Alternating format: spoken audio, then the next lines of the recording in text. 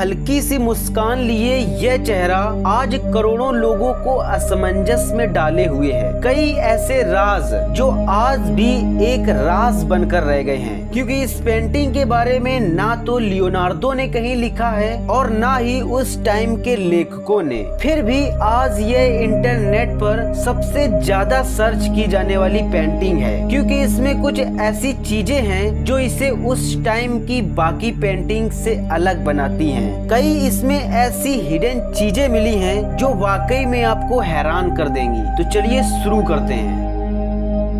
Number 1, 2010 में एक art historian सिल्वानो Vincenti ने यह दावा किया कि इस पेंटिंग में कुछ सीक्रेट कोड छुपे हुए हैं जिन्हें मैग्नीफाइंग ग्लास की मदद से ही देखा जा सकता है। विंसेंटी ने यह बताया कि मोनालिसा की दाहिनी यानी राइट आई में एलवी लिखा हुआ है, जिसका मतलब लियोनार्डो दा विंची हो सकता है, तथा बाईं यानी लेफ्ट आई में सीई या बी लिखा हुआ है, जिसका मतलब विंसेंटी को भी नहीं पता। विंसेंटी को इस पेंटिंग में एक और चीज देखने को मिली जो इस पुल के कर्व के नीचे छुपी हुई है, जो है यह 72 नंबर। विंसेंटी के अनुसार 72 नंबर ईसाई और यहूदी धर्म की एक महत्वपूर्ण संख्या हो सकती है, जिसमें 7 इस यूनिवर्स के क्रिएशन को रिप्रेजेंट करता है और 2 मेल और फीमेल की ड्युअलिटी को रिप्रेजेंट करता है। नंबर 2, न्यूयॉर्क के एक आर्टिस्ट रॉन पिकिरिलो ने यह बताया कि इस पेंटिंग में कुछ जानवरों के चेहरे छुपे हुए हैं जो इस पेंटिंग को रोटेट करके हॉरिजेंटली देखने पर दिखाई देते हैं। अगर आप मोनालिसा के राइट साइड में यहाँ पर लैंडस्केप में फोकस करोगे तो आपको एक वानर की तस्वीर देखने को मिलेगी, जिसे आप ये देख सकते हो। वहीं अगर आप यहाँ पर फोकस करोगे तो आपको एक शेर की तस्वीर देखने को मिलेगी, जिसे आप ये देख सकते हो। रॉन पिक्रिलो ने मोनालिसा के लेफ्ट साइड में एक भैंस की भी तस्वीर देखने का दावा किया, जो यहाँ पर कुछ ऐसी देखने को मिलती है।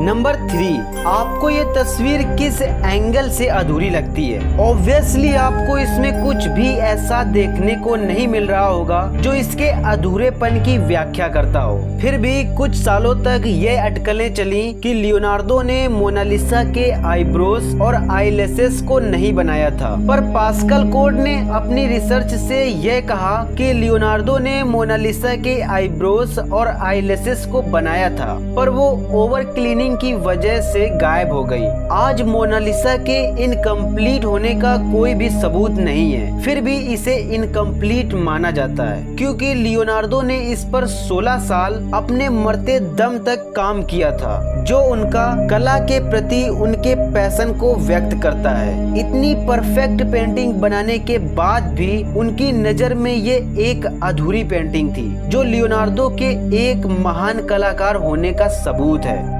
नंबर 4, इस पेंटिंग में ये महिला कितनी रियलिस्टिक लग रही है, मानो अभी बात करने लगेगी। अगर आप मोनालिसा के टाइम के पोर्ट्रेट को देखोगे तो वो इससे अलग हैं। पहले के पोर्ट्रेट में जितनी इंफॉर्मेशन फोरग्राउंड पर होती थी उतनी ही इंफॉर्मेशन बैकग्राउंड पर होती थी, जो कि एक अवास्तविक दृश्य को प्रदर्शित करती थी। पर मोनालिसा में विंची ने बैकग्राउंड से इंफॉर्मेशन को गायब कर दिया है, उनको ब्लर कर दिया है। ठीक वैसा ही बैकग्राउंड रखा है जैसा हम रियल लाइफ में लैंडस्केप को देखते हैं, जिससे हमारा फोकस मोनालिसा पर जाए। इसके बाद बहुत सारे कलाकारों ने विंची के इस लुक को कॉपी किया, जिनकी तस्वीरें आप ये देख सकते हो।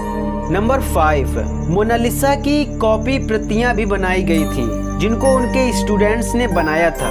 इस पेंटिंग को लियोनार्डो के स्टूडेंट फ्रांचेस्को मेल्जी ने बनाया था और ये स्पेन की राजधानी मैड्रिड के प्राडो म्यूजियम में रखी है। मोनालिसा का एक न्यूड वर्जन भी है, जिसे मोना वन्ना कहा जाता है, जो फिजिकली मोनालिसा से मैच करती है। ये पेंटिंग फ्रांस के कॉन्डे म्यूजियम में रखी हुई है। तो दोस्तों यह थी इस पेंटिंग की मिस्ट्री, जिसको मैंने 4 वीडियोस में आपके सामने रखा है। बहुत सारी ऐसी बातें जो आपको नहीं पता थी उनको मैंने इस सीरीज में आपको बताया है, पर फिर भी बहुत सारी ऐसी बातें हैं जिनको मैंने नहीं बताया है क्योंकि वो अवास्तविक हैं। उनके सच होने का कोई सबूत नहीं है, वह लोगों का बस एक ऑब्जर्वेशन है, उनकी थिंकिंग है। देखो, जब किसी चीज के बारे में किसी को आइडिया नहीं होता है तो उस पर कोई भी कुछ भी कमिटमेंट कर सकता है, और मोनालिसा एक ऐसी ही पेंटिंग है जिसके बारे में ज्यादा कुछ लिखा नहीं गया था, इसलिए इसके बारे में परफेक्ट जानकारी किसी के पास नहीं थी। क्योंकि मोनालिसा एक फेमस पेंटिंग है, इसलिए हर एक फिलोसोफर ने इस पर अपनी रिसर्च से एक अलग ही डिफरेंट थ्योरी रखी। अब ना तो उसे नकारा जा सकता है और ना ही इसे पूरी तरह स्वीकार किया जा सकता है, क्योंकि इसकी सटीक परफेक्ट जानकारी